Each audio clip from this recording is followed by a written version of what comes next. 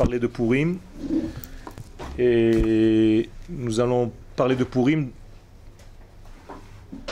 par un angle de vision qui est celui de la Chassidoute.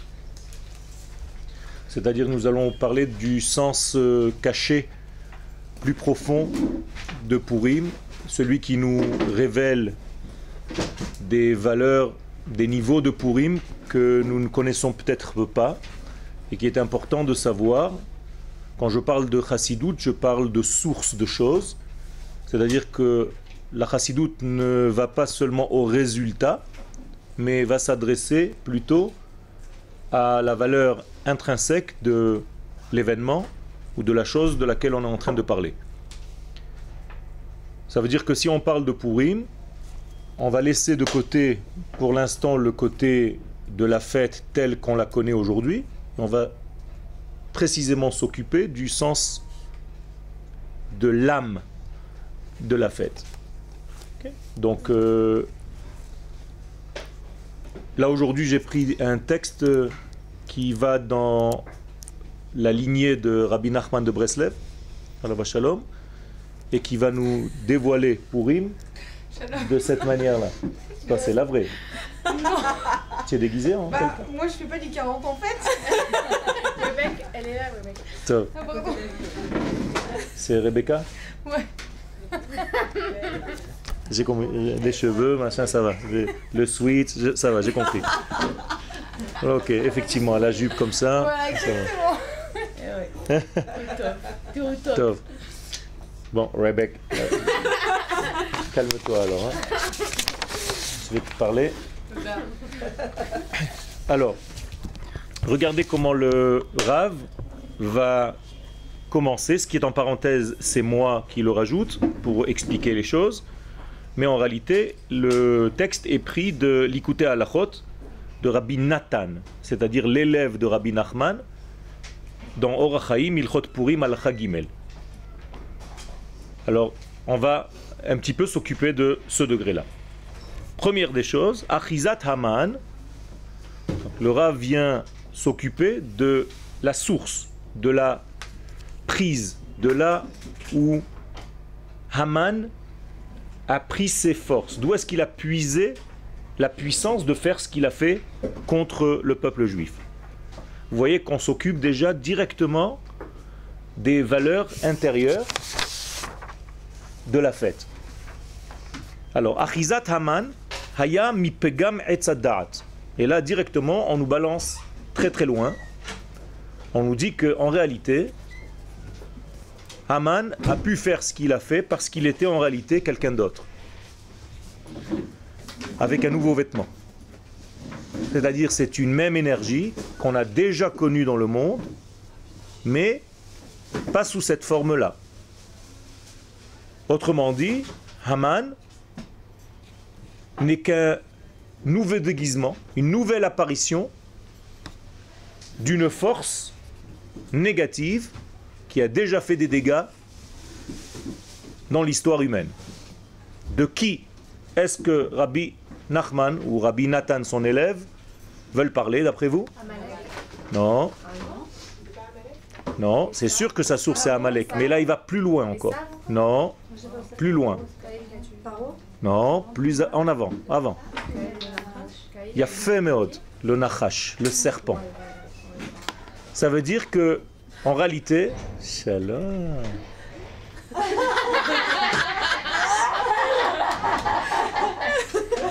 Ça va, Abigail? Elle parle même comme elle. Bien. Le même maquillage, je vois que... Sauf... J'ai remarqué, elle a fait le haut et le bas. Hein. Tov. Alors vous voyez comment ça devient intéressant. Ça veut dire qu'en réalité, le premier Haman de l'histoire, ou le premier Amalek de l'histoire, c'est le serpent. Il fallait y penser. Ça veut dire qu'en réalité, vous voyez qu'il s'agit ici de la même énergie qui se déguise à chaque génération et qui apparaît en fait à chaque génération sous la forme de quelqu'un d'autre. Et ça devient très intéressant pour nous parce que nous ne sommes pas bloqués, nous sommes très souples dans la compréhension de ce mal. Et quelle est la source de ce mal? Où puise-t-il sa force? Ken? Et je comprends pas pourquoi Amalek c'est le serpent. On Non, C'est nous avant qu'on ait l'enveloppe, c'est ce qu'on a étudié. non, on va comprendre. Amalek, il est aussi à l'intérieur de nous. Ça veut dire que le serpent est aussi à l'intérieur de nous. C'est-à-dire c'est une force en nous, ok, qui en fait la force intellectuelle de l'homme, déconnectée de sa force de Emouna. Bien, Amalek, c'est la même chose. Il faut bien comprendre que si une force arrive à nous de l'extérieur, c'est qu'elle est déjà à l'intérieur. Mais cette force d'Amalek, elle est négative par essence, elle a la volonté de détruire, et voilà, alors que le Nachash qui est juste déconnecté de toute morale, Ok. qui est déconnecté de Eh bien, nous avons une parcelle qui est comme ça. mais pas néfaste, mais pas une force néfaste. Le Nachash, mais Vavdaï, c'est une force néfaste. Là. C'est à cause de lui que la mort est arrivée dans le monde. À cause de lui, à cause de la séduction qu'il a causée à Chava, la mort est arrivée dans le monde. Avant, la mort n'existait pas. Adam Arishon n'a pas été créé pour mourir. Beyom acholcha mimeno mot tamut. C'est le jour où tu consommeras, et grâce ou à cause du serpent, il a consommé, c'est-à-dire à cause de cette force amalékite qui est en toi, qui dans la source est bonne. Amalek aussi dans sa source est bon. Puisqu'il y a marqué la destruction de Amalek seulement sous le ciel. Ça veut dire au-dessus du ciel, ce sont des expressions des sages. Au-dessus, c'est-à-dire dans le sens profond, même Amalek sert à faire quelque chose de bien, même quand il se déguise en quelque chose de mal dans ce monde. Donc en réalité, c'est pas que Amalek c'est le serpent. Il dit que Achizat Amalek. Où est-ce qu'il a puisé sa force pour faire ce qu'il a fait? Dans l'histoire du serpent. C'est pas forcément que lui c'est le serpent, mais il est apparu dans ce monde grâce à cette force qu'il a étudiée en fait dans ce que le serpent a causé à l'humanité. Donc Aman est allé étudier la Torah, il est allé étudier ce que le serpent a fait et il a pris en fait des forces de là-bas. Donc c'est un sage dans le mal. Il a utilisé le mal du serpent pour véhiculer, pour avancer ses idéologies néfastes, et il a utilisé la même chose. Par exemple, comment est-ce que le serpent a commencé pour séduire Chava? Qu'est-ce qu'il faut faire? D'abord, il ne la force pas. Si la force... Que les deux corps se sentent seuls, Ma? qu'ils sentent qu'ils sont seuls. D'accord, mais ça tu as raison, c'est sa pensée profonde. Mais de facto, comment il s'y est pris? Par la parole. Ok, mais qu'est-ce qu'il a fait? Pas seulement par la parole. Il a modifié ce qu'elle a dit. Non, c'est elle qui a modifié. Elle a modifié et lui il a su trouver ce qu'elle a Ok, modifié et il a... ok, mais qu'est-ce qu'il a fait? Clairement, qu'est-ce qu'il a fait? Il a tenté de quoi? De la faire Il a tenté douter. de prendre la connaissance. Ok, ça veut dire qu'il a invité au restaurant.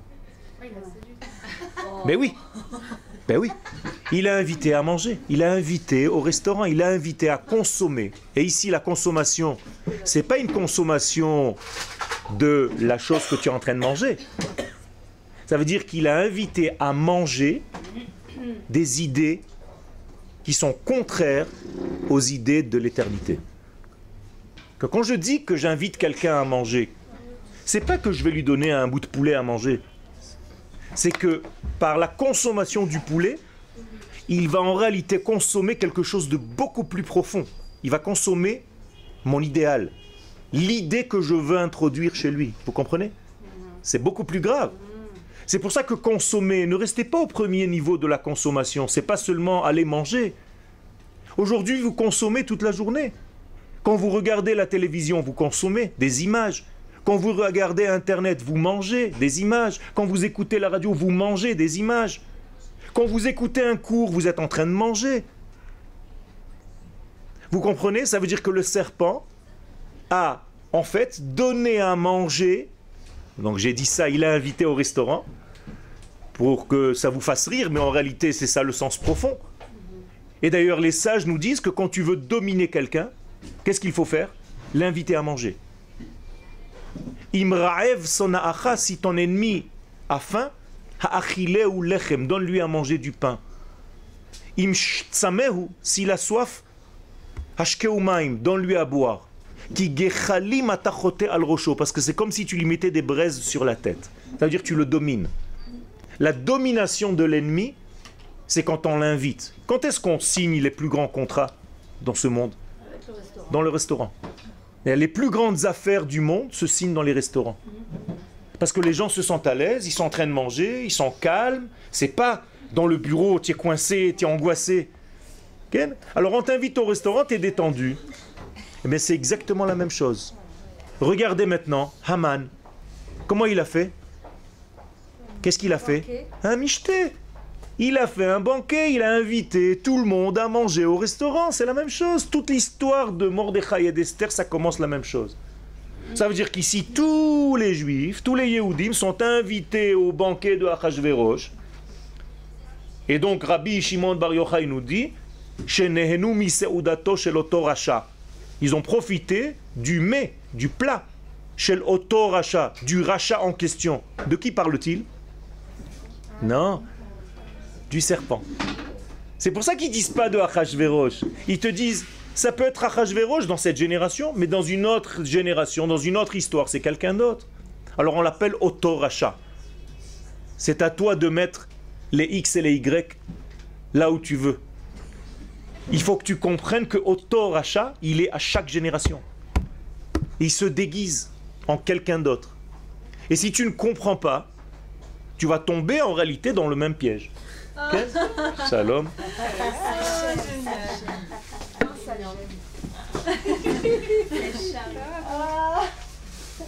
Tu nous as manqué Shabbat. On voulait que tu viennes. Moi je voulais que tu aurais allé. Tov. La prochaine fois, Be'ezrat Hashem. J'ai demandé après toi. On lui a dit. Tov. On a même parlé de toi. Donc, regardez bien comment le Rav nous dit. Achizat Haman, Haya mipgam etzadat. Traduction. Haman, c'est tenu, c'est raccroché. Mipgam etzadat. Dans leur des textes, à ceux qui n'ont pas. Mipgam etzadat. C'est-à-dire, par la faute de l'arbre de la connaissance. Qu'est-ce que ça veut dire etz en hébreu? Non, etz, je vous ai dit déjà, c'est le masculin de etza. Etz ve etza. Qu'est-ce que c'est etza? Un conseil. C'est-à-dire, ça veut dire qu'en réalité, etz hadat, qu'est-ce que ça veut dire? Le conseil de la conscience. C'est ça etz hadat, c'est pas un arbre. On ne mange pas des arbres. C'est pas ça que la Torah vient nous enseigner. Elle vient nous dire qu'en réalité, Chava et Adam ont consommé un mauvais conseil. Vous avez compris? Une mauvaise information, une information qui est dangereuse. C'est ça qu'ils ont mangé. Et Tzara. Donc, ils ont été, Haman, il a pris la même force. Mipgam et Tzadat. Alors, entre parenthèses, je vous ai écrit, comme ça vous comprenez mieux, Kelomar, ce que je veux dire par là, Mekor achizat kocho shel Amalek. Où est-ce que Amalek prend sa source? Où est-ce que Amalek s'est renforcé? Qui lui a donné cette puissance d'action?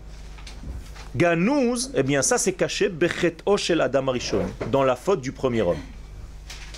Donc l'histoire de Purim, c'est la faute du premier homme, Mispar Shtaim. Deuxième fois la faute du premier homme. On recommence la faute du premier homme. Vous comprenez? Ça veut dire qu'une fois déjà, qu'est-ce que ça a donné? La mort. Puisque à partir du moment où on mange ce mauvais conseil, la mort est arrivée dans le monde. La femme voit du sang depuis ce jour-là. Vous savez que les femmes ne devaient pas avoir des règles.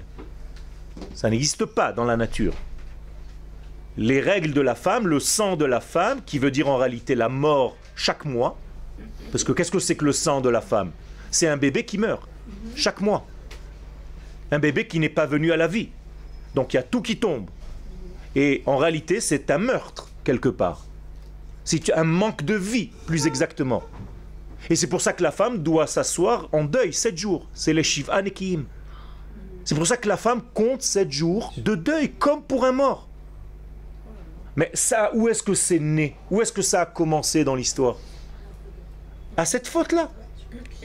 Ça veut dire qu'il ne devait pas y avoir tout ça.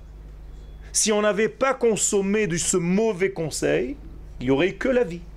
Mais comment on aurait eu des enfants comment alors? Eh bien justement, quand tu as des enfants, c'est exactement l'inverse, tu n'as plus tes règles. Une femme enceinte, elle n'a plus ses règles. Pourquoi une femme enceinte n'a plus ses règles? Parce qu'elle est dans un mouvement de vie. Et quand elle n'est pas dans ce mouvement de vie, chaque mois, elle voit la mort. Okay? Ça c'est aussi, elle n'aurait pas dû souffrir non plus. Vous comprenez ce que je suis en train de dire? Ça veut dire qu'on aurait été dans un mouvement de vie continuel, constant, sans jamais toucher au degré de mort. Donc tout ce degré-là, ça s'appelle Mishra Dechivia. Dans le langage des sages, Mishra Dechivia, c'est-à-dire la peau du serpent. Ça veut dire on est tombé dans la peau du serpent. Comment on dit la peau en hébreu? Or, avec un aïn. Vous savez que Adam Arishon avait des vêtements de lumière. Or, ça veut dire qu'il a en fait perdu le Aleph qui est tombé au aïn.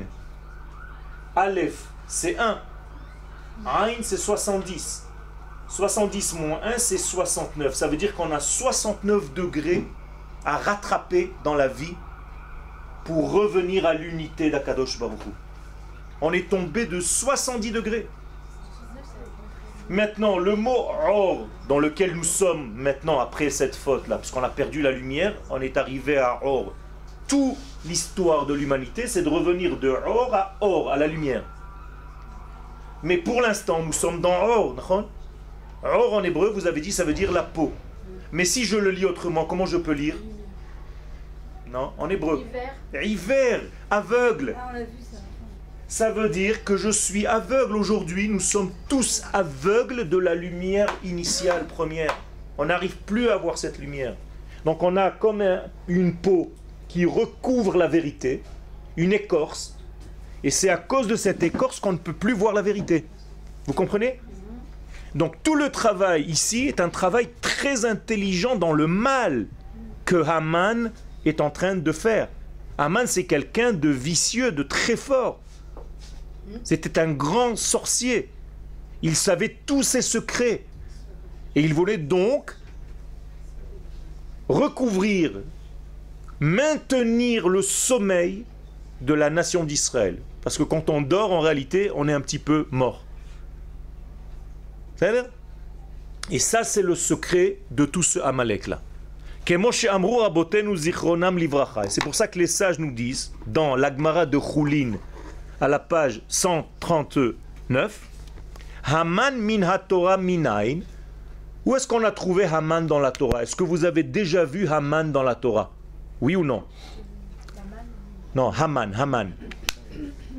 Est-ce que Haman est marqué dans la Torah? Où? Non, ça c'est pas la Torah, c'est déjà le Nach. Dans le Tanakh, mais moi je demande dans la Torah. Bereshit, Shmot, Vaikra, Bamidbar, Dvarim. Mais peut-être mais avec un autre nom. Non, avec le même nom. Ah non, je crois que pas. De l'arbre ou je sais pas. Yafé meod. Shene'emar, voilà la réponse. Troisième ligne. Hamin ha'etz. Hamin ha'etz. Qu'est-ce que ça veut dire Hamin ha'etz? Qui a dit à qui Hamin ha'etz? D'abord, traduction simple. Qu'est-ce que ça veut dire Hamin ha'etz? Est-ce que de l'arbre, je continue, que je t'ai interdit de consommer, tu as consommé? Qui a dit à qui? Hachem a dit à Adam. Hamin ha'etz. Asher amarti lecha le bilti achol mimeno achalta? Question, est-ce que tu as mangé de l'arbre que je t'ai interdit? Alors la question c'est Hamin. Hamin, est-ce que... Comment on l'écrit Hamin? Comme Haman. C'est-à-dire quelqu'un qui lit la Torah, dans la Torah, il n'y a pas les points. Il n'y a pas les voyelles. Donc au lieu de Haman, tu peux lire Hamin. Et au lieu de Hamin, tu peux lire Haman. Si tu donnes à un enfant à lire la Torah dans ce verset-là, qu'est-ce qu'il va lire? Haman. Donc les Chachamim nous sont donné quelque chose de secret, nous ont dit où est-ce que Haman est déjà marqué dans la Torah, avec les mêmes lettres que Haman, seulement ça se lit inversement, mais toi il faut que tu comprennes, Hamin Ha'etz. Ça veut dire ils ont relié directement Haman à l'arbre. Et puisque l'arbre n'est pas seulement un arbre, mais une idée, donc Haman Etza.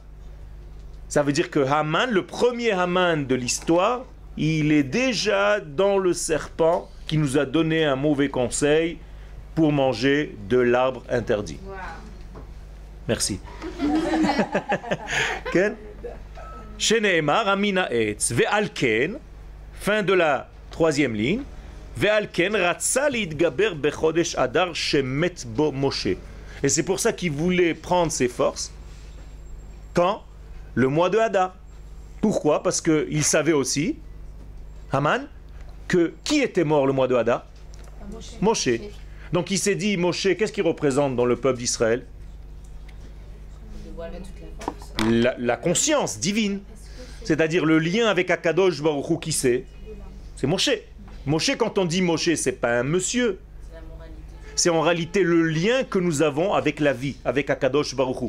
Le mot Moshe, c'est l'aile de Hachem, à l'envers. C'est la même chose. Ça veut dire Akadosh Baruch Hu dans ce monde, il s'est habillé dans qui? Dans Moshe. Donc moralité, si Moshe est mort, qui est mort? Akadosh Baruch Hu. Voilà le travail. Comme le philosophe, Ken, qui a dit ça? Non. Dieu est mort. Qui a dit Dieu est mort? Nietzsche. Ça veut dire qu'en réalité, le premier philosophe de l'histoire, Ken, qui nous dit que notre Dieu est mort, c'est en réalité Haman, et c'était déjà en réalité le serpent. Écoute-moi, n'écoute pas Akadosh Baruch Hu. C'est Shene'emar Hamin ha'etz ve'alken ratza li'itgaber bechodesh adar shemet bo Moshe. Ki mitat Moshe ze bchinat istalkut hada'at. Et donc la mort de Moshe, elle représente quelque chose ici. Qu'est-ce qu'elle représente, la mort de Moshe? La disparition de ce qu'on appelle la connexion, le da'at. D'accord? Donc s'il n'y a plus de da'at, il n'y a plus de connaissance, de vraie connaissance, alors en réalité on est encore une fois dans un monde où on ne sait plus différencier le bien et le mal. Etzadat, tov, vera. On ne sait plus où est le bien, où est le mal. C'est ça le problème de toute l'histoire de Purim. Donc l'histoire de Purim est liée directement à qui? À Moshe Rabbeinu. Donc Moshe, il est obligé de revenir. Parce qu'on parle de lui. Alors qui ça va être Moshe dans Megillat Esther? Mordechai. Mordechai, c'est Moshe, c'est le même. Et Esther, qui c'est? Aaron. Ça veut dire Mordechai et Esther, c'est Moshe et Aaron. D'ailleurs, ça commence les mêmes Aleph, les deux. Okay? Ça veut dire qu'à chaque fois que nous avons une délivrance, ça commence par un Mem, qui est le Goël, le Mashiach, Mem, et Aleph, toujours. Le Mem, c'est le côté masculin, et le côté féminin, c'est le Aleph. Donc, Mem, Aleph, Moshe, Aaron, Mordechai, Esther, Mashiach, Eliyahu. À la fin des temps. Quand il y a un processus de Géoula, c'est toujours ça qui apparaît. Qu'est-ce que c'est ces deux lettres? C'est M. M veut dire maman. Ça veut dire maman se dévoile. Dès que maman se dévoile, c'est un monde supérieur qui est en train de se dévoiler dans ce monde. Okay? Quand on dit maman, c'est une parabole, okay? Pour montrer qu'Akadosh Baruch Hu, la maman supérieure, est en train de descendre dans notre monde. On appelle ça le discernement, la bina. Okay?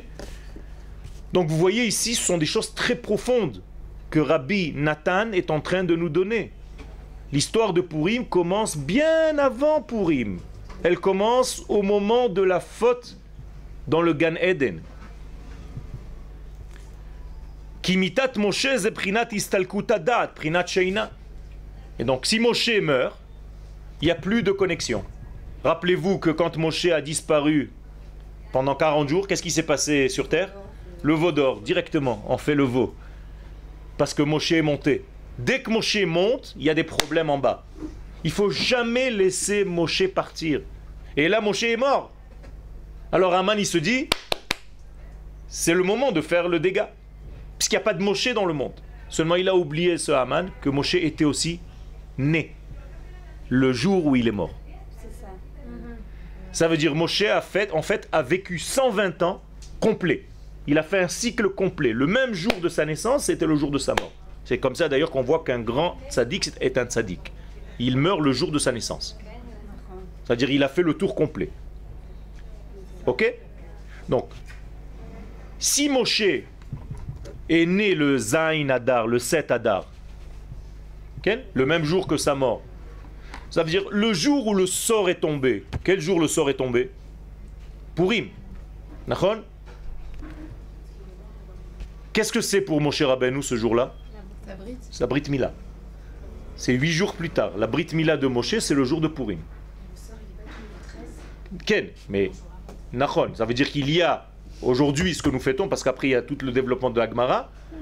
Comment ça marche pour arriver au 15 et au 14 comme on le fête aujourd'hui? Ken? En tout cas, dans les faits, la Brit Mila de Moshe, c'est le jour de Purim.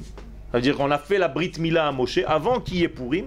On ne savait pas ce que c'était Purim. Quand sa maman lui a fait Brit Mila, quand son papa lui a fait Brit Mila, c'était le jour de Purim qu'on ne fêtait pas encore.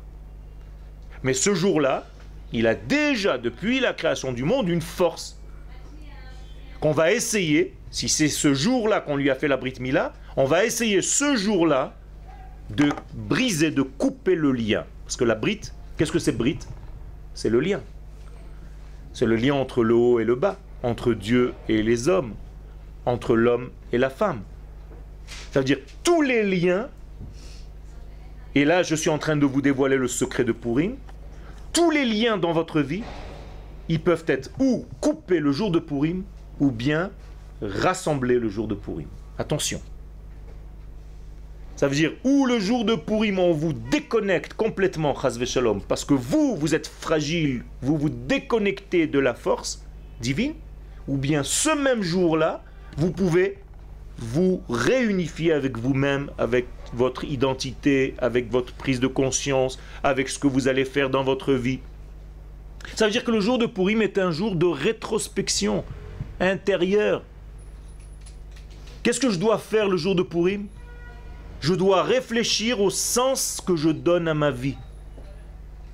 Est-ce que je veux être quelqu'un qui refait le lien, qui tisse le lien à nouveau, ou bien chas v'shalom qui déconnecte?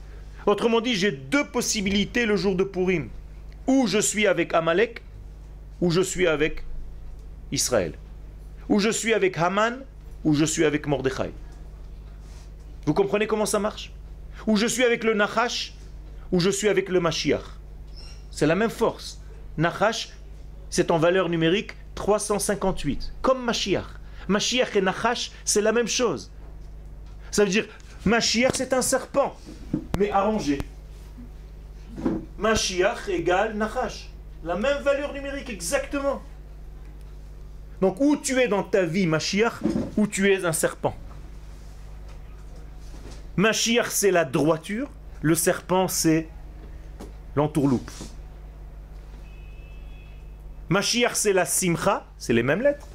Sameach. Le nachash, c'est chas v'shalom, le doute et la peur et l'angoisse et la dépression, la maladie. Et ça, c'est notre choix le jour de Purim. Qu'est-ce que veut dire le mot pour en hébreu simple? Un sort. Qu'est-ce que ça veut dire un sort? Tirage au sort. C'est ça ou ça? Rappelez-vous qu'à Kippurim, on a aussi un sort. Nachon? Et on a un bouc, deux boucs qui sont les mêmes. Un va partir l'Hachem, ve'echad la'azazel. C'est ça Yom Kippourim. C'est comme Purim. Et ces deux boucs qui sont jumeaux. C'est les mêmes. On ne sait pas qui va aller vers qui. Mais il y a la même chose ici. On ne sait pas ce que tu vas choisir dans ta vie, à qui tu vas donner la force. Au Haman qui est en toi, au Amalek qui est en toi. C'est à toi de choisir ta route le jour de Purim, le jour où on répare Pgam et Sadat. C'est-à-dire, le jour de Purim, on te donne la possibilité de remanger. C'est pour ça que nous avons la mitzvah de faire la Seouda. Mais comment tu vas manger le jour de Purim? Avec quelle kavana tu vas manger ce jour-là? Alors, je vous donne encore un tip, encore une clé. Le jour de Purim, quand vous faites votre michté, quand vous allez manger, pensez à réparer la faute de la première consommation, du premier restaurant. Quand vous étiez encore Chava. Quand on était encore Adam et Chava, quand on a mangé avec le serpent. Est-ce que c'est la même chose quand on mange après Kippour? Ken, après Yom Kippourim, c'est un autre degré, c'est pour te redescendre sur terre. Et celui-là? Celui-ci, c'est un degré où le jour même de la faute, tu corriges la faute. Tu corriges la consommation dans ta vie. Tu vas devenir un nouveau consommateur, un consommateur de vie, et non plus un consommateur de mort. Et donc le mot Purim veut dire textuellement Peru urvu. Mazé Peru urvu, multipliez-vous. Ça veut dire donner la vie. Piria verivia. Autrement dit, je transforme la mort en futur, en vie, en demain, en génération suivante. Vous êtes avec moi? Ok. Est-ce que c'est pour ça qu'on est à Purim après la Géoula? Après la Géoula, les sages nous disent que toutes les fêtes disparaissent, sauf Purim. Justement parce que c'est une fête qui ne fait pas partie du passé. D'ailleurs, même Hanouka. Elle fait partie du futur. C'est une force du futur qu'on amène dans notre histoire. Je mange maintenant la fin des temps. C'est-à-dire le jour de Purim, si vous deviez lui donner un chiffre, quel chiffre il est? Nachon. Il est le chiffre 8. Maintenant vous comprenez pourquoi il est 7 jours après la naissance de Moshe. Et pourquoi il est, si je veux, en dizaines, c'est combien? En dizaines. Ça veut dire 8 c'est en unité. En dizaines c'est combien? Quel chiffre c'est? 80. Non. 50. Puisque le chiffre 7, c'est 7 fois 7, 49. C'est encore la nature. Donc c'est le chiffre 50. D'accord? Ça veut dire Purim, c'est le chiffre 50. Vous comprenez où je répète? La nature, c'est 7. Vous m'avez dit que Purim, c'était 8. D'accord? Donc c'est 1 au-dessus de 7. Mais 7, le maximum du 7, c'est combien? C'est 7 fois 7. 7 multiplié par 7. Toute la nature, c'est 7 multiplié par elle-même. Donc c'est 49. Donc 49, c'est un chiffre de la nature, oui ou non? Oui. D'ailleurs, 49, c'est combien en lettres hébraïques? Même tête, qui est la racine du mot tum'a, la tum'a, l'impureté. Atum en hébreu, bouché, fermé. Pourquoi? Parce que c'est teva, kaful teva. La nature multipliée par la nature. En araméen, la lettre titet se tombe en chine. Sheva, kaful sheva. 7 fois 7. Donc c'est toujours la nature, 49. C'est le niveau maximum qu'on peut atteindre. Exactement. La nature, c'est 49. Quelqu'un qui veut atteindre le Olam Abba, le monde au-dessus, il monte au chiffre 50. Et c'est pour ça que la Bina, on dit Chamishim Sha'are Bina. Il y a 50 degrés dans le discernement. Vous êtes avec moi ou je parle seul? En qui c'est ça? En qui tu t'es déguisé? Avec le doigt aussi dans la bouche comme ça? Top. T'as pas compris. La nature, c'est 7. D'accord? Donc le maximum d'un 7, c'est combien? Ça veut dire que... quelle est la totalité du monde naturel? C'est combien? C'est 7. D'accord? Mais si je veux aller plus loin, c'est toujours 7 multiplié par lui-même. C'est-à-dire que je ne peux pas plus que ça. C'est comme si tu te dis, le maximum c'est 10. Donc le maximum du maximum, c'est 10 fois 10. C'est 100. Donc 7, Quand on le met au chiffre 7, c'est 1 degré. Mais si je veux comprendre, et je vais vous montrer pourquoi je vais aller là-bas, un chiffre de l'au-delà, c'est tout le 7 multiplié par lui-même. C'est pour ça que les kabbalistes, ils font 7, après ils prennent, par exemple, on prend, enfin moi j'ai vu ça, par exemple on choisit une page, après ils font 7e chapitre. Exactement, exactement. C'est-à-dire 7 c'est un cycle, donc 7 fois 7 c'est un cycle complet. Quel par exemple, il y a combien d'années de Shemitah? Il y a combien de Shemittot? Il y a 7 fois 7 Shemittot. Il y a 7 fois 7 Shemittot, ça fait 49. Et la 50e année, comment ça s'appelle? Le jubilé, le Yovel. D'accord? Donc Yovel en réalité c'est quoi? C'est la libération totale. Donc quand tu es dans le 7 fois 7, tu es coincé dans le Atum, dans la Touma du monde. En hébreu, Metum Tam. Bloqué, bouché. C'était quand le dernier Yovel? Okay. Aujourd'hui c'est difficile de compter parce qu'on ne sait plus à partir de quand. Mais l'année prochaine c'est déjà une Shemitah. Donc quand tu fais 7 fois 7 Shemittot, tu es le Yovel. Qu'est-ce qui se passe le jour du Yovel? On libère qui? Tous les esclaves sont libérés. Ça veut dire qui c'est les esclaves? C'est nous, on est libérés le jour du jubilé, donc on jubile. C'est de là que vient l'expression jubilé. Okay? Ça veut dire que le 50e, maintenant, ce chiffre 50 est très très secret. Vous pouvez juste revenir sur le calcul Teva. Teva c'est la nature. D'accord? Multiplié par la nature. En hébreu, nous avons des lettres qu'on appelle otiot mitralfot, des lettres qui peuvent se changer par d'autres lettres. Ça veut dire que chaque fois que vous voyez le tête, vous pouvez mettre à la place un shin. C'est un secret, c'est une règle de grammaire. C'est-à-dire en hébreu. Ça veut dire que le teva devient sheva, c'est la même chose. Et d'ailleurs, il devient aussi tseva, il y a aussi un tzadik, c'est-à-dire la couleur. Ça aussi, c'est un autre secret. Ça veut dire teva, sheva et tseva, c'est la même racine. Ok? Maintenant, une fois que j'ai vu ça, j'ai compris que toute la nature, elle ne peut pas aller plus que 49 degrés.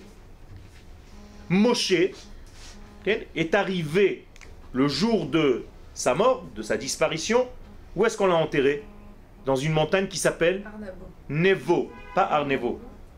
Nevo, Har c'est la montagne, et elle s'appelle Nevo. Les Chachamim nous disent Nun Bo. Qu'est-ce que ça veut dire Nun Bo? Il a 50 en lui. Nun c'est en valeur numérique 50. Ça veut dire Moshe est arrivé au chiffre 50. Combien de fois apparaît Haman dans la Megillat Esther? 50 fois. À quelle hauteur on va le pendre? 50 amot. Vous comprenez pourquoi? Pourquoi est-ce qu'on doit le pendre là-bas? Dans un arbre que lui-même a prévu. Pourquoi il a prévu cet arbre pour qui? Pour Mordechai. Il voulait pendre Mordechai au chiffre 50. Pour ne pas que le Olam Abba descende dans le Olam Hazeh. C'est-à-dire il est dans un autre monde, dans un autre univers, dans une autre porte de l'espace. Ne descend pas dans notre monde, reste là-bas. Eh bien le même arbre qu'il a prévu lui-même, c'est lui-même qui va être pendu. Ça veut dire Amalek, il est maintenant au-dessus du ciel et pas en dessous du ciel. Parce que le ciel c'est le chiffre 49. Combien de cieux il y a? 7 cieux. Vous comprenez maintenant les 7 cieux? C'est toujours le chiffre 49, c'est en fait le... comment on dit, la dernière couche après avoir traversé un autre degré. Après, tu traverses un autre degré. Donc, tout notre monde, il est basé sur le chiffre 7. C'est pour ça qu'il y a 7 jours dans la création. Mais le Olam Abba, c'est le chiffre 8 ou le chiffre 50. Maintenant, vous comprenez pourquoi. Que veut dire le mot Nun en hébreu, en araméen? C'est pas seulement une lettre. C'est aussi la traduction de quelque chose. Un poisson. Nun, ça veut dire poisson en araméen. Donc quand vous entendez le mot Nunim, c'est pas des lettres Nun, c'est des poissons. Et les Chachamim s'appellent Nunei Hayam, les poissons dans la mer, parce qu'ils nagent dans la Torah. Dans les profondeurs de la Torah, il y a des poissons. Eh bien, les gros poissons, ce sont les kabbalistes. Parce qu'ils nagent dans les profondeurs et on les appelle les Nun, les 50. Parce qu'ils touchent sans arrêt le chiffre 50. Ils sont toujours dans le chiffre 50. Alors que Si tu es dans ce monde-là, tu es toujours dans le 49. Donc il faut être sans arrêt, pour vivre comme un réel Ben Israël, Bat Israël, être et dans ce monde-là, et dans le monde qui est au-dessus du 49. Et donc tu fais le lien entre les deux mondes, c'est la fameuse échelle de Yaakov, Mutzav Arza, Verosho Magia Ashamaima. C'est-à-dire l'échelle elle est par terre, les pieds sur terre, mais la tête qui dépasse complètement en haut. Et tu fais toute la journée, Malaché Elohim Olim Veyordim Bo. Ça veut dire que tu fais le lien sans arrêt entre le haut et le bas. C'est pour ça qu'on est comparé à une échelle. Nachon. Nous, c'est nous l'échelle. Mais pourquoi en fait 50 c'est la première étape du 8. Nachon. Exactement. C'est la première étape. Après, il y a plus haut. Mais le dépassement de soi, c'est déjà le chiffre 50. Si tu es arrivé là-bas, les rêves que vous rêvez la nuit, ils viennent de quel chiffre? Du 50, du 8. D'accord? C'est un chiffre secret parce que justement, il n'est pas dans notre monde. Regardez, dans les voyelles, vous avez la lettre Vav, par exemple. Vous avez la lettre Vav, donc vous la reconnaissez ici. Comment s'appelle le point quand il est en dessous? Un chirik. Quand il est à côté, il s'appelle Kubutsu Shuruk. Quand il est au-dessus, il s'appelle Cholam, le rêve. Regardez où il est. C'est un point qui est sorti de l'être. Il est au-dessus de l'être, donc il s'appelle le Cholam, c'est-à-dire le rêveur. Maintenant, pour ne pas que ça s'échappe, qu'est-ce qu'ils nous font les Chachamim? Des tagim.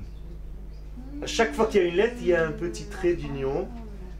Et des fois, il y a 3 points, donc il y a 3 traits qui relient au-dessus de la lettre. Vous avez déjà vu ça? Et c'est à cause de ça. Ça veut dire que c'est un fil qui nous relie au Olam Haba. Vous comprenez ce qui se passe là? Okay.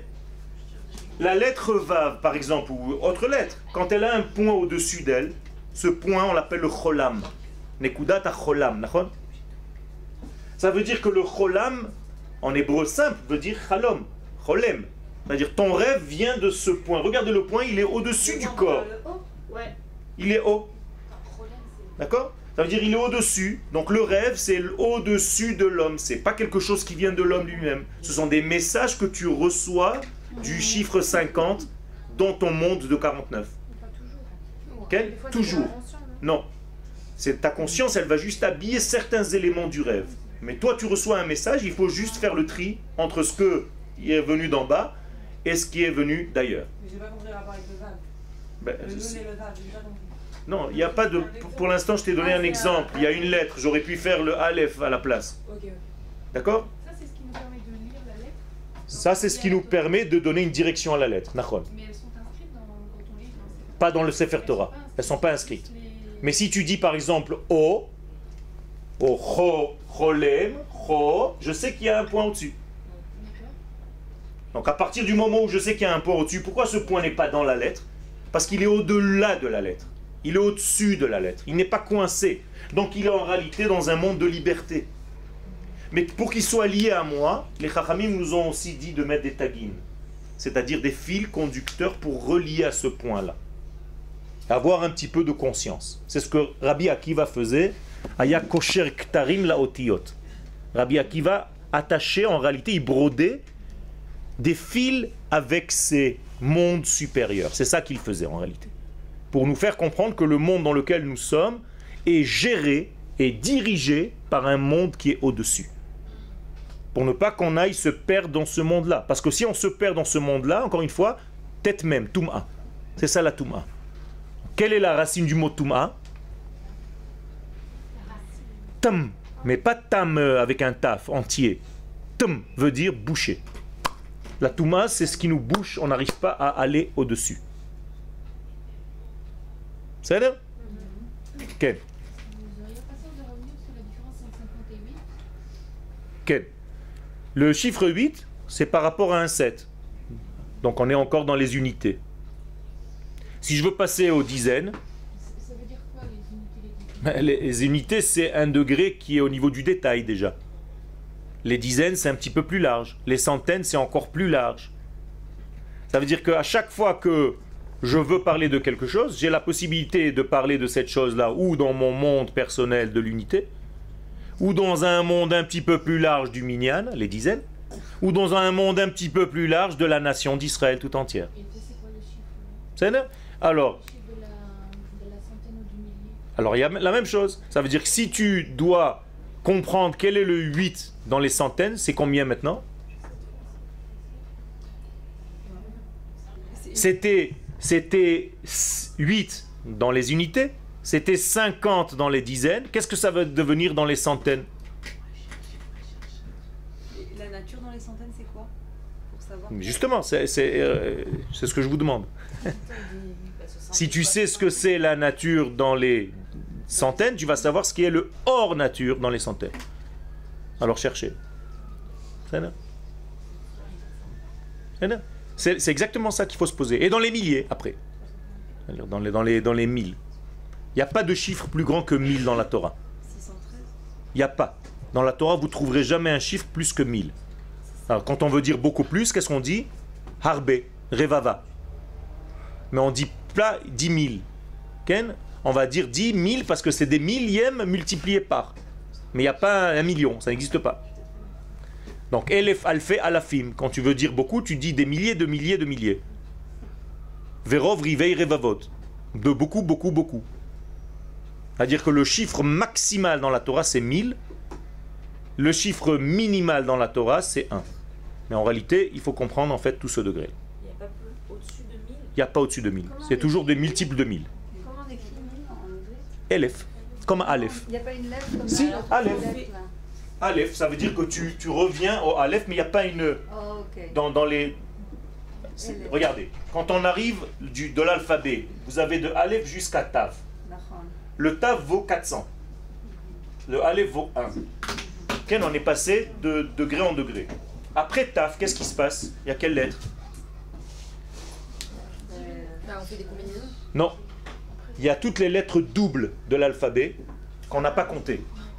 Alors les lettres doubles, c'est Kaf, Mem, Nun, Pe, Tzadi. Donc le Kaf, mais pas le Kaf plat, le grand Kaf.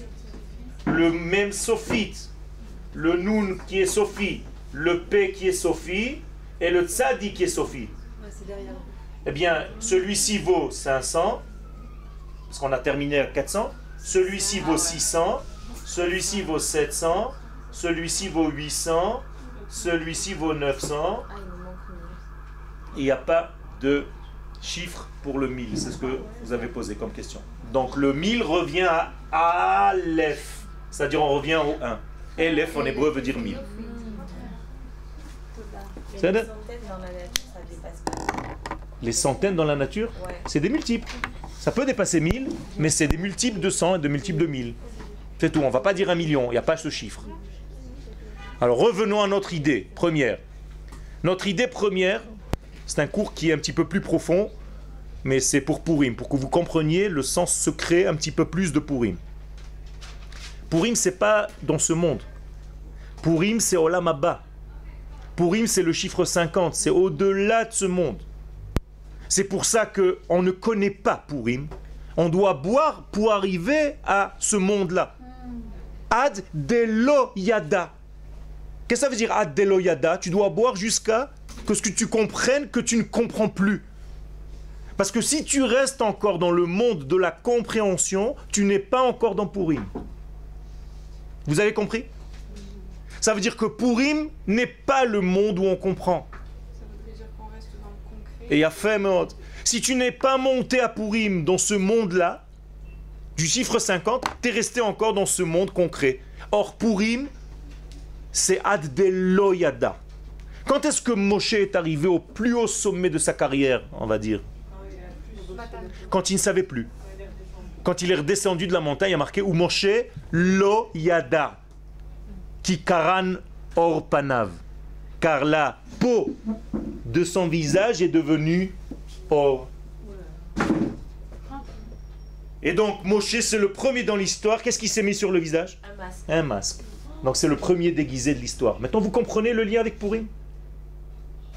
Ça veut dire quand Moshe est descendu du monde d'en haut, il était tellement dans le visage de Adam Arishon or et plus or que les gens avaient peur de le regarder.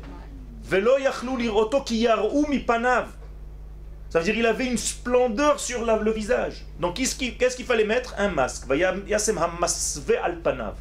Donc il s'est mis un masque. Mais c'est exactement la même chose à Purim. Pourquoi on se met des masques? Parce qu'en réalité, on est censé être dans la même lumière. La Yehudi Maïta, Ora vesimcha vesason veikar. Mais c'est cette lumière-là qui est de l'ordre du chiffre 50, qui dépasse complètement, qu'on est censé combattre. Puisqu'on parle de ce chiffre 50, on doit sortir en réalité de nos étouffements. Au moins 50 degrés, vous comprenez maintenant? Le masque, c'est tout simplement parce que la lumière est tellement forte que ce monde n'est pas encore capable de regarder cette lumière. Donc je mets un masque pour cacher cette lumière. D'accord? Parce que sinon le monde ne peut pas supporter ma splendeur, ma lumière. C'est-à-dire comme un écran. Maintenant, vous comprenez que pour rejoindre n'importe quel niveau du Olam Haba, du monde d'en haut, quel est le chiffre? 50. Vous comprenez maintenant, c'est facile. Maintenant, je vais vous donner des exemples, vous allez comprendre maintenant. Combien de jours après la sortie d'Égypte, donc de la prison, on reçoit la Torah? 50, le 50e jour. Alors, quand est-ce que je peux recevoir la Torah, en fait, qui est l'au-delà? Seulement quand j'ai dépassé 49. Donc Shavuot, c'est quel jour? Le 50e jour. Donc Shavuot, c'est le chiffre 8, c'est la même chose. Donc il y a 7 fois 7 semaines entre Pesach et Shavuot, et le chiffre 50, on ne le compte plus. C'est difficile? C'est très très très logique tout ce que je suis en train de vous dire, mais il faut s'habituer. Mais ça va très loin. Ça veut dire combien je dois m'éloigner en fait de mon étouffement qui s'appelle l'Égypte? Au moins 50 degrés. Je dois me sauver, avancer 50 étapes quand je sors d'une prison. Combien de fois dans la Torah, dans toute la Torah, il est écrit la sortie d'Égypte? 50 fois. Vous comprenez comment ça marche? C'est extraordinaire. En Égypte, on est arrivé au 49e degré d'impureté, c'est-à-dire on ne peut pas plus. Ça fait 49. Vous comprenez maintenant pourquoi? Touma. On ne peut pas aller plus loin. On ne peut pas monter tout seul à 50. Ma? Parce que quand on atteint les 49e degrés d'impureté par exemple, on est obligé de Hachem est obligé d'intervenir. Non, il y a le 50e degré malheureusement, ça s'appelle la dépression. Oui. Chas v'shalom. Et il ne faut pas tomber là-dedans. C'est pour ça que dès que vous vous sentez un petit peu triste ou un petit peu, vous sentez chas v'shalom qu'il y a quelque chose, allez vite vous faire soigner. Parlez vite à quelqu'un. Parce que tomber dans le chiffre 50, chas v'shalom, c'est très difficile d'en sortir. C'est-à-dire, je ne veux pas dire impossible, mais c'est très difficile d'en sortir et il faut faire très attention à ça. Ça veut dire que dans la chassidoute, justement, on dit que le chiffre le pire de tout, c'est le 50e degré, c'est la hatzvout, c'est la peine, la tristesse. Quand quelqu'un il est rentré là-dedans, chas v'shalom, il est dans un autre monde. Donc faire très attention de combattre ce degré-là dès que vous sentez quelque chose de mélancolie qui se réveille en vous. Ne pas rester là-bas. Tout de suite sortir. Ne t'installe pas là-dedans. Ne commence pas à écouter des musiques tristes parce que tu as envie. Tu rentres là-dedans et après tu rentres dans un tourbillon chas v'shalom de tristesse et tu peux plus t'en sortir chas v'shalom. En asir matir atzmo mi bet asurim. Et s'il y a quelqu'un qui vient pas te tirer de là-bas, tu risques de tomber dans un tourbillon chas v'shalom qui est très dangereux.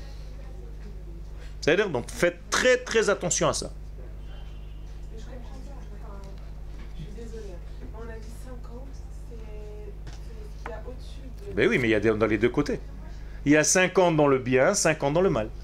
Ça veut dire que le 0, tu sais ce que c'est un nombre positif, un nombre négatif. Tu as le 0, tu as plus 50 et tu as moins 50. Tout ce qui existe dans le bien existe dans le mal. C'est tout. Amalek se trouve ici. Et Teva, la nature... La nature, c'est 49. Mais ça peut être 49, ça dépend ce que tu fais. 49 dans le mal, 49 dans le bien. Comment tu vis ta nature? La même chose. Yetzera tov, Yetzera ra. C'est tout. C'est toi qui fais. C'est la même puissance. Mashiach, ou Nachash. Zéro, ça représenterait quoi? Le 0, c'est en réalité le moment de reset. C'est un reset. C'est comme si tu recommençais ton travail. Par exemple, à la sortie d'Égypte, on était à 0. Parce qu'on est sorti de 49 degrés, il fallait monter encore 49 degrés pour recevoir la Torah le 50e jour. À quel moment on a Slicha, quoi? Non, c'est pareil en fait. À quel autre moment on se retrouve à 0 dans la vie? À quel moment on se retrouve à 0? Au moment, généralement, dans notre vie, dans notre circuit, au moment de notre naissance. On te redonne la possibilité de recommencer tout. Même si tu commences déjà quelque part, mais pour toi c'est ton 0. Et le jour de ton anniversaire, le jour de ton mariage et le jour de ton aliyah en Israël. Où il y a marqué que mitpakekim kol avonota. Toutes les fautes sont effacées. Tout ce que tu as fait avant, c'est effacé. Pourquoi? Parce que le jour où tu dors la première nuit en Eretz Israël, on te change la neshama. C'est une neshama de Eretz Israël, c'est plus une neshama de Chutz La'aretz. C'est vrai? Alors si vous voulez les références, c'est Nahar Kafbet, Nahar Yudbet dans Chesed le Avraham. Un livre qui s'appelle Chesed le Avraham du Rabbi David Avraham Azoulay. Il dit que Balaïla Harishon, je vous cite textuellement ce qui a marqué là-bas, mot par mot. Balaïla Harishon, Sheyashen Be'eretz Israël, Olot Shtei HaNeshamot. Il a reçu, quand il est arrivé à l'aéroport, il a reçu une neshama. La première nuit, 2 neshamot sortent, celle qu'il avait ailleurs et celle qu'il a reçue tout de suite. Veba boker yoredet rak neshama chadasha. Et donc l'autre, elle reste, c'est fini. Elle est dans un autre, on l'a mise dans une armoire et tu reviens avec une nouvelle neshama. Tu es un homme nouveau, une femme nouvelle. Maintenant, c'est pour ça que le mariage, en réalité, comment ça s'appelle en hébreu? Non? Nisuin. Qu'est-ce que ça veut dire Nisuin? Non, c'est avec un sin, pas avec un samer. Nisuin, c'est en réalité élévation, les nassé. Parashat Nasso. C'est comme Nes, mais c'est avec un sin. Pas avec un samer. D'accord? Mais en réalité, Nisu, qu'est-ce que c'est Nisoué? Tu vas élever jusqu'où? Jusqu'au Nun, jusqu'au 50. Ça veut dire le mari et la mariée, sous la choupa, ils sont à quel chiffre? 50. Ils sont à 50. C'est-à-dire, ils arrivent aux 50. C'est pour ça qu'ils font des brachot à tout le monde. Parce qu'ils sont dans le Olam Haba. Ils sont dans l'unité. Vu qu'ils sont plus qu'une seule personne, pourquoi ils sont pas au J'ai pas compris. C'est pareil, 8 et 50. J'ai dit 8 et 50 c'est pareil. Ok? Tout à l'heure j'ai expliqué, 8 et 50 c'est pareil. Et la femme fait 7 tours autour du mari avant qu'il lui fasse monter au chiffre 8. C'est vrai? Le personnage Josué dans Yoshua. c'est écrit fils de Nun. Nachon, יפה מאוד. Puis c'est lui qui fait la יפה continuation de מאוד. Moshe. יפה מאוד. C'est pour ça que les Chachamim, ça c'est de la Kabbalah ce que tu dis, c'est marqué dans le Zohar, que Yoshua s'appelle Ben, le fils de Nun. Ça veut dire que c'est le fils du chiffre 50. Ok? C'est-à-dire, vous avez des questions? Et c'est pour ça que c'est lui qui est capable de sortir en guerre contre Amalek. Puisque Amalek, c'est aussi cette force-là dans le sens négatif. Donc il faut sortir en face de Amalek avec cette puissance-là. Donc qui est capable de combattre Amalek? Seulement Yehoshua bin Nun. C'est pas Moshe lui-même qui fait le combat, c'est Yehoshua Dafka. Parce qu'il est le fils de Nun. Et il veut lui donner la force de faire ce. Mais est-ce que Moshe, lui, fait le combat avec Amalek aussi? Oui, puisqu'il monte au-dessus de la montagne. Et pendant que Yehoshua combat en bas, lui, Moshe, il combat en haut. Ça veut dire qu'il faut des militaires et des Talmidei Chachamim.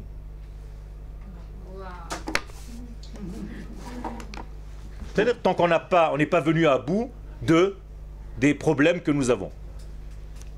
Alors, ça me fait rire comment Akadosh Baruch Hu est en train de jouer avec nous. Parce que tu as des gens qui pensent, soi-disant, parce que c'est un mensonge, qu'on veut leur enlever l'étude de la Torah, alors que c'est faux. Et au même moment, des petits soldats d'Israël attrapent un bateau entier plein d'armement qui sauve la vie à tous les gens qui habitent ici, y compris ceux qui étudient. Mais ça, personne ne fait attention. Et pendant le mois Okay? Non, mais c'était au même moment. Il faut faire attention à ça. Il faut... Chacun a sa façon de la chose. que vous dites. Non, non, non. Parce que personne n'a jamais empêché quelqu'un d'étudier la Torah. C'est faux. Il y a des Talmidei Chachamim qui étudient la Torah et qui font leur service au niveau de la nation. Il n'y a aucun sens à ça. Aucun sens. David Amelech, je vous rappelle, c'était un très grand kabbaliste et pourtant c'était un chef militaire. Rabbi Akiva, je vous rappelle, c'était le père de toute la Torah de la Kabbalah et il portait les armes à Bar Kokhba qui était le Ramatkal de l'époque. Tous les hommes d'Israël ont toujours combattu. C'est ça? Ok. Et donc tout ceci pour vous faire comprendre qu'en réalité, Haman, il commence sa guerre bien avant l'histoire de Purim. Haman, il va dans le secret du mal. Il va chercher où le mal est né. Excusez-moi, je voudrais Ken. ajouter quelque chose à ce que vous venez Ken. de dire. Ça me perturbe ma vie. Ken. Mais à cette époque, les soldats, eux aussi, étudiaient la Torah. Ken. C'était pas... Nachon. C'était pas ces Nachon. aujourd'hui. Nachon. Pas tous. C'est là, Nachon. Pas tous. On veut bien... Non, c'est pas tous. C'est faux ce que vous venez de dire. C'est faux. Il y a des époques où ils combattaient et ils n'étaient pas du tout des Talmidei Chachamim. Il y avait des rois d'Israël. Non, mais les exemples que vous avez donnés... En tout cas, Dans les exemples que j'ai donnés, c'est vrai. c'était pas C'est vrai. les soldats. C'est pour ça que je dis qu'il ne faut pas ou l'un ou l'autre, il faut les deux. Il faut les deux, mais D'accord. ça peut Mais être en une même temps, nation, ça peut en être- même temps, je dis pas les... Pas forcément dans la même personne, ça peut être dans la même Non, dans la même personne. Dans la même personne, il faut les deux. Alors pourquoi dans ce cas Alors, C'est pourquoi ne pas obliger Pourquoi les tous les soldats soldats à l'étudient étudier Il faut obliger. Il faut obliger. C'est ce que je suis en train de dire. Il faudrait obliger les soldats à étudier et les étudiants à faire l'armée. Mais vadaï. Mais si on est une nation, on est un corps. D'accord. Pourquoi faire l'un et l'autre? Parce qu'on est obligé de tout faire, tout le monde. Il faut savoir en réalité, au maximum, tu veux pas faire l'armée, tu peux faire un service au niveau de la nation, c'est sûr. Autre chose. Et Nachon, Nachon, c'est très grave aussi. Nachon, c'est se soustraire de l'histoire de la nation tout entière. Donc il faut essayer d'être tout. Ça veut dire qu'un Talmid Chacham doit aussi travailler. C'est marqué dans ma Ketouba. Je dois nourrir mon épouse. Moi aussi j'ai envie d'étudier toute la journée. Mais dans la Ketouba qui est accrochée à ma chambre, Ken, j'y ai marqué je dois nourrir ma femme. Alors je dois travailler. C'est tout. On le dit dans la choupa. Nachon. Et c'est que Yehoudin, Gavrin, des Kushta. Qu'est-ce que ça veut dire dans la Ketouba? Les vrais hommes juifs qui travaillent pour nourrir leurs femmes. Qu'est-ce que vous voulez que je vous dise? C'est pas moi qui l'ai écrit. Hein. Et tous nos Tanaïm, tous nos Amoraïm avaient un métier en même temps qu'ils étaient des Gdolim en Torah. Tous. Ok? Donc c'est facile de venir et de partir. Tout le monde veut. Mais c'est pas ça la vie. La vie c'est Olam Haba dans le Olam Hazé. Ça veut dire faire le lien entre les deux mondes. Sinon Akadosh Baruch Hu ne nous aurait pas créé en tant que corps, il nous aurait laissé au niveau des Neshamot. Et c'est le défi, parce que sinon, comment tu mets. Bevadaï. Nachon. Et si les gens me disent non mais moi je vais être dans les spiritualités, alors je lui réponds alors ne mange plus. Pareil. Quand tu vas faire une omelette, tu as besoin d'une marmite, d'une casserole et d'un œuf et d'un truc, les physiques, matériels. Alors fais-le aussi spirituellement. Pense œuf, betza et mange. Hein? À l'époque, les gens n'avaient pas la même nature qu'aujourd'hui. C'est leur chauve, c'est justement. Parce qu'ils n'avaient pas la même nature, c'était encore un autre degré. Aujourd'hui, puisque le monde est descendu, c'est une mitzvah. C'est une mitzvah. Ça veut dire que même quand je combats pour ma nation, je suis en train de faire une mitzvah de la Torah. Puisqu'il y a une mitzvah de la Torah de défendre sa terre et son peuple. Non mais la position elle est bonne quand on prend les Ok. deux côtés, c'est-à-dire que... Je suis d'accord. Moi jusqu'à maintenant, Je suis d'accord. pensais que, comme elle a dit, une nation, on se complétait... et Quel- qu'il y en a quel- enfin, c'était bien qu'il fallait- Maintenant, la nation, si elle veut, tu as raison, maintenant la nation, si elle veut, et elle peut le faire, elle prend des grands, elle leur dit, toi je te paye. Vas-y, étudie, parce que toi tu es un ilouï, tu es spécial. Il y a des exceptions. Ok. C'est là. Mais c'est pas le but de la vie. C'est pas ça le but de la vie. Mais quand on dit que tout le monde doit faire l'armée, moi je suis d'accord quand on dit à côté tout le monde doit... C'est ce que j'ai dit. Voilà, exactement. C'est ce que j'ai dit. Mais... Moi, je suis pour faire une loi d'obliger en fait tout le monde à étudier en même temps et à faire ce service. Mais voilà. Je l'ai dit, je l'ai toujours dit. C'est pas ou l'un ou l'autre, Hazve Shalom. Nachon, nachon, nachon, nachon. Ça veut dire je dois être un Talmid Chacham. Si je peux, je deviens un Rav, mais j'ai en même temps une arme sur moi qui est capable de me défendre. Et pas tout le monde a les capacités d'étudier. Et pas tout le monde a les capacités non plus d'être à l'armée. Donc j'ai dit qu'il y a des Yotzi Minaklal, il y a des exceptions, c'est sûr. Il faut faire attention, on n'est pas dans Sodome. Tout le monde doit avoir la même taille, tout le monde doit avoir le même truc, la même couleur, la même façon de s'habiller. Non. Je dis pas ça, Chas V'Shalom. Mais le pire des choses, c'est d'arriver à la haine de l'autre, Chas V'Shalom. Et ça, c'est dangereux. On ne peut pas dire qu'il y a des personnes qui ne sont pas capables d'étudier. Non, pas capable d'arriver à des sommets. Tout le monde est capable d'étudier, tout le monde est capable de faire quelque chose. Donc, tu n'es pas capable d'aller te combattre. Assis-toi dans un bureau, tu vas remplir des choses, c'est aussi important peut-être. Fais un service de la nation, va travailler dans un hôpital et ainsi de suite. Mais il faut équilibrer les choses. Dans les deux sens, il faut équilibrer les choses. Et n'oubliez pas que c'est une mitzvah mideoraita, c'est une mitzvah de la Torah. Okay? Okay. Et il ne faut pas faire des amalgames, chas v'shalom. Tout cela sont des pourris, tout cela sont bien, tout cela non. Chas v'shalom, il faut faire très attention à ça. De ne pas tomber dans ces extrêmes-là, parce que ça amène de la haine pour l'autre. Et ça, c'est interdit, c'est pire que tout le reste. Donc il faut faire très attention d'être équilibré. À mon petit niveau, j'essaye de faire passer ce message, parce que dans les cours que je donne, celles qui étaient là Shabbat savent, vous n'étiez pas au cours le matin et l'après-midi en hébreu, où il y a des sarim de la Knesset qui viennent. Donc je fais passer ce message. Okay? Donc un jour ça va arriver. Tov. Alors vous comprenez que la guerre de Haman est une guerre intérieure, très profonde.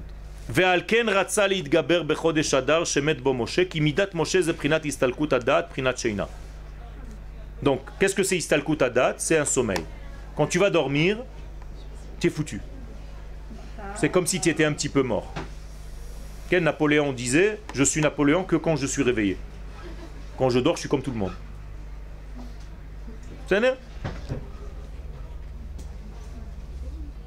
Et donc la Sheina, qu'est-ce que dit Haman quand il commence à parler dans la Megillah? Quel est son premier nom, le premier mot qu'il dit? Achashverosh. Yeshno. Premier mot, Yeshno Amechad.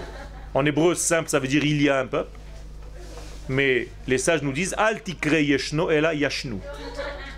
Ils se sont endormis. Autrement dit, quand est-ce que le danger arrive? Quand tu t'endors. Qu'est-ce que ça veut dire s'endormir? Ben, perdre son da'at, perdre son moshe, perdre sa connexion, perdre son éveil. Dès que tu as perdu ton éveil, chas v'shalom, tu es en danger de mort. Et qu'est-ce qu'il continue de dire? Yeshno, Am Echad. Dans la racine, il est un, ce peuple. Aval, Mefuzar ou Meforad Ben Ha'amim, il est éparpillé parmi les nations. Autrement dit, ils ne sont pas remontés en Israël pour reconstruire le Beth Amikdash. Alors qu'ils devaient le faire, ils avaient un ordre de remonter en Eretz Israël après 70 ans d'exil. Une prophétie claire. Pas qui nous laisse dans l'espace comme aujourd'hui, on ne sait pas trop. Là-bas, il y avait une date. Et qui est monté en Israël à cette époque-là? Le Kharash et le Masger nous disent la Gemara, les Chachamim, que les gens les plus paumés, les pauvres, qui n'avaient rien, ils sont partis. En plus de ça, ils étaient à moitié assimilés. C'était la panique totale. Mais les grands et tous les gens et des gens de la Torah, nous dit la Gemara, ne sont pas montés en Eretz Israël à cette époque-là. Et ça, c'est le début de l'apparition de Amalek. Parce qu'à la fin d'un exil, ou tu montes en Israël, ou bien, chas v'shalom, tu es à la portée de l'attaque de Amalek. Donc à chaque fois qu'on va sortir pour monter en Eretz Israël, il y a Amalek qui va attaquer dans toute l'histoire de notre nation. Ça s'est passé au moment où Am Israël est sorti d'Égypte pour monter en Eretz Israël, c'est là où Amalek a attaqué. Et ça s'est passé au moment de Koresh, et ça se passe dans notre génération au moment de 1939, où on devait déjà remonter en Eretz Israël parce que l'exil est terminé, et on est resté là-bas. Et c'est l'une des raisons aussi, chas v'shalom, pour la Shoah. Le Rav Kook l'écrit dans plusieurs endroits. Il a envoyé des lettres à tous les rabbanim de l'époque de leur dire que le moment est arrivé de monter en Israël. Ils n'ont pas écouté. C'est-à-dire, et malheureusement, ça se répète toujours. À chaque fois qu'il y a un potentiel de retour en Israël, il y a aussi malheureusement un réveil chaotique d'un Amalek qui se trouve dans la même époque. C'est-à-dire, De nos jours, on est rentré là. Mais, de nos jours, on est rentré, mais on n'est pas tous rentrés encore. Donc il y a encore Amalek. Il y a encore Amalek qui prend des... J'ai vu une valeur numérique, ce n'est qu'une valeur numérique, mais quand même. Okay. Dieu donnait Balaam, comme il s'appelle exactement, valeur numérique Amalek. 240. Boule. Okay. Je l'ai fait avant-hier. C'est clair. Dieu donnait Balaam, là, je ne sais pas comment il s'appelle. Je dis que c'est une valeur numérique, mais quand même, ça tombe à Amalek 240, pire. On ne peut pas mieux faire. Sans rajouter un ou enlever un, même pas avec le collèle, rien. Boule, 240. Je l'ai fait 4 fois pour vérifier si j'avais raison ou pas. Ça veut dire qu'en réalité, c'est Akadosh Baruch Hu qui utilise des bâtons à chaque génération. C'est écrit d'ailleurs dans la Gemara. S'ils ne font pas tchouva,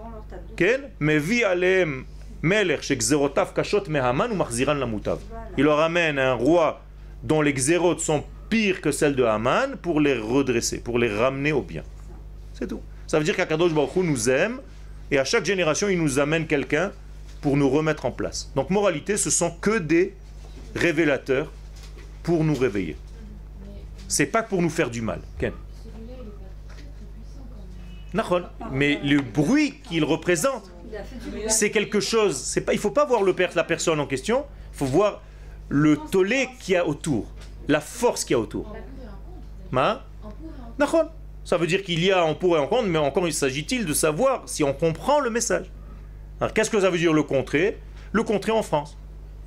C'est pas ça comprendre le message. C'est ça que je veux dire. Ça veut dire que je peux me battre avec quelqu'un, mais je ne comprends pas le sens de ma guerre. Pourquoi il est là? Pourquoi il est venu? Pour me dire quoi en réalité sous la ligne? Entre les lignes. Fais ton alia. Ken, mais si tu n'entends pas. C'est sourd. Aujourd'hui, à Israël, alors c'est plus facile. Nachon. Baruch Hashem. Donc tout le monde le reconnaît. Que grâce à cet état, Baruch Hashem, malgré ses difficultés à avancer, mais il avance, Baruch Hashem, il ne faut pas tout casser, comme si ça valait rien, comme si tout était mauvais ici. Chas v'shalom, faire très attention. C'est une malchoute qui est en construction, et elle est comme une petite fille. Il faut lui donner le temps de grandir. C'est tout. C'est marqué comme ça dans Shir Hashirim. Achot lanu ktana. Et elle grandit, petit à petit, elle grandit. Quand un bébé est né et qu'il a des problèmes, et qu'il a des choses qui sortent de son corps, on ne jette pas le bébé avec la couche. Sinon on est un petit peu fatigué de la tête. Et ils sont mauvais. Tout le bébé sont mauvais? Non. C'est extérieur à lui. Alors fais attention. Ne jette pas à chaque fois tout le bébé avec toutes les couches et à la poubelle. À chaque fois qu'il se passe quelque chose. Médinat Israël, tu commences à parler mal. Chas v'shalom, faire très attention. Okay? Ceux qui parlent du mal de ça, en réalité, parlent du mal d'une action divine. C'est Akadosh Baruch Hu qui nous a permis d'être là. Donc c'est comme s'il disait à Dieu, tu t'es trompé. Moi je sais mieux que toi. Faire très attention à ça. Okay? Et les gens doivent donner des comptes sur ça. Parce qu'il y a marqué que 5 questions sont posées à l'homme après 120 ans. L'une d'entre elles, c'est est-ce que tu as vu comment, dans les événements de ce monde, j'ai fait avancer mon processus divin? Si tu dis non, moi j'ai toujours été contre tout ce qui se passait ici. Il y a un problème. Donc il faut faire très attention, il faut être sensible dans ses paroles et très mesuré. Et savoir réellement dire les choses, pas parce que je suis énervé ou je suis contre ou on m'a monté la tête. En sachant vraiment ce que la Torah veut. Elle veut un équilibre. L'homme d'Israël, la nation d'Israël doit être équilibrée. Elle doit avoir Mashiach ben Yosef et Mashiach ben David. Pourquoi il y a 2 Mashiach? On n'a pas besoin de 2? Si. Mashiach ben Yosef est une structure politique et Mashiach ben David est une structure divine. C'est tout. Et les deux ensemble doivent, il y a marqué Velakarta et Etz Yehuda et Etz Yosef vayu le'achadim beyadecha. Tu prendras les 2 arbres, ils doivent être une seule et même unité dans ta main. On entend ça que ici et pas ailleurs. Je sais pas. Je sais pas, je vais commencer à me poser des questions parce qu'à chaque fois que je vais quelque part, on me dit pourquoi on entend ça rien qu'ici. Donc je me pose la question si c'est moi le ici. Ah, tu entends? D'accord. Okay. Baruch Hashem. Mais parce que c'est une Torah qui équilibre le ciel et la terre. Parce que si c'est tellement un truc connu et clair, pourquoi c'est pas si clair? Je sais pas. Je sais pas parce qu'il faut rééduquer toute une génération à un équilibre entre le ciel et la terre, entre l'esprit et la matière. Akadosh Baruch Hu n'est pas plus dans l'esprit que dans la matière. Akadosh Baruch Hu n'a pas créé plus la neshama que le corps. Il a créé les deux. Et ce monde, c'est un monde qui est rempli de divin. Même dans tout ce qu'on fait ici. Et il y a eu des rois d'Israël qui étaient beaucoup plus réchaïm que les rois qu'on a aujourd'hui. Et pourtant, on les appelait des rois d'Israël. Et ils sont marqués dans le Tanakh. Comme Jéroboam et tout le reste. Et pourtant, c'était des rois d'Israël. On n'a pas enlevé du Tanakh, on a dit non, ceux-là, il ne faut pas les marquer. On n'a pas fait de la censure. Ça veut dire qu'il y a une évolution dans la Malchut. La Malchut, elle vient dans une évolution naturelle, qui s'habille dans la nature, mais qui est au-delà de la nature. C'est l'au-delà de la nature qui descend s'habiller dans la nature. Ça, c'est Purim.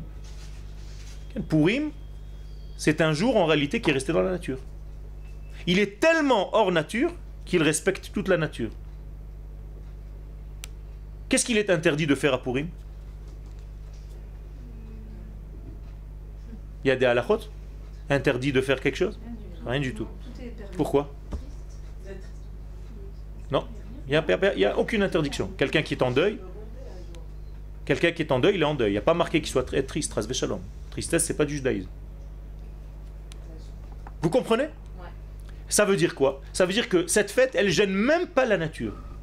Alors que toutes les fêtes, elles sont contre un petit peu la nature. Parce que tu n'as pas le droit d'allumer le feu ici, tu n'as pas le droit de faire ça là-bas.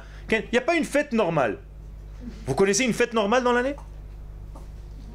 Pessah, tu manges des bouts de bois à la place du pain normal. Hanouka, c'est autre chose. C'est justement, c'est la même chose que Purim. Je vous ai dit que c'était les deux fêtes de la fin des temps. Mais qu'est-ce qui se passe? Qu'est-ce qui se passe à Purim, qui est interdit à Purim lui-même, en tant que Purim? Rien. Sukkot, c'est magnifique, mais tu es en dehors de la maison, on t'a jeté. Shavuot, c'est superbe, mais on t'a dit de ne pas dormir. Donc tu vas étudier toute la nuit. Qui? Non, pas de la même au niveau des Moadim. C'est juste les kabbalistes. Tou Bishvat est rené de ses cendres il y a seulement 500 ans. On ne fêtait pas Tou Bishvat. Pendant toute la... C'était un jour que la Mishnah mentionne, mais c'était pas fêté. Aujourd'hui, on a remis au goût du jour. Donc il n'y a aucune fête. Rosh Hashanah, tu es angoissé. Yom Kippour, n'en parlons pas. Alors, quelle est la correction de tout ça? Purim. Purim, en réalité, c'est une correction de tout ça. C'est-à-dire, tu manges, donc tu es dans la nature.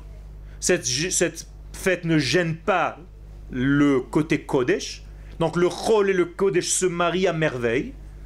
C'est-à-dire, tu es heureux, mais en même temps, tu manges et tu bois. En simcha ela bebassar veyain. Donc, tu bois du vin, tu manges, tu es heureux, machin, tu lis là. Et pourtant, c'est un jour de Olam Haba, comme je viens de vous le dire. Alors le Olam Haba et le Olam Hazeh se marient à Purim. C'est ça le secret. C'est pour ça que le nom de Dieu n'apparaît pas dans la Megillah. Pourquoi il n'apparaît pas le nom d'Hachem dans la Megillah? Parce qu'en réalité, il est caché dans les événements historiques. Est-ce que ça veut dire que Dieu n'est pas dans l'histoire? Chas v'shalom, il est partout. C'est justement pour ça qu'il n'est pas marqué à un endroit plutôt qu'à un autre. Parce que s'il était à un endroit de la Megillah plutôt qu'à un autre endroit, ça voudrait dire qu'il est que là. Alors que quand il est nulle part, en réalité, il est partout. Donc Hachem est partout dans la Megillah. Et qu'est-ce que ça veut dire quoi? Ça veut dire qu'il est partout dans mon histoire moderne, qui est la suite de Purim aujourd'hui. Nous sommes dans les deux fêtes de la fin des temps, Purim et Hanouka. Donc les fêtes d'aujourd'hui sont des fêtes qui ne viennent pas gêner notre nature d'homme. Il n'y a pas d'interdiction. C'est-à-dire, moralité, il n'y a pas de fête religieuse, ça n'existe pas. Ce sont des fêtes de la nation tout entière. Shabbat, ce n'est pas un jour de Torah, de religion, c'est un jour national. Si on expliquait ça aux gens qui ne sont pas religieux, ils feraient Shabbat. Seulement, comme ils pensent que Shabbat c'est un jour religieux, ils ne veulent pas. Mais en réalité, c'est un jour national. C'est parce que nous sommes la nation d'Israël qu'on a reçu le Shabbat. La même chose pour Pessah. Pessah, ce n'est pas une fête religieuse. Ce sont des fêtes de la nation, donc ce sont des fêtes nationales. Moi, je répète les mots, hein, national, nation, c'est la même chose. Seulement, ça fait peur aux gens. Ça fait peur aux deux, d'ailleurs. Les religieux, ils disent non, non, non, non, non, chas v'shalom. Et les chilonim, ils te disent non, non, non, non, non, chas v'shalom. Il n'y a que l'accent qui change. C'est tout. Mais en réalité, c'est ça. Et si j'expliquais aux gens, aux chilonim, entre guillemets, que Shabbat c'était un jour national, eh bien ils feraient tous. Mais ils n'aiment pas les interdits. Okay. Mais il faut comprendre comment dire les choses. Toda Rabba. Purim Sameach.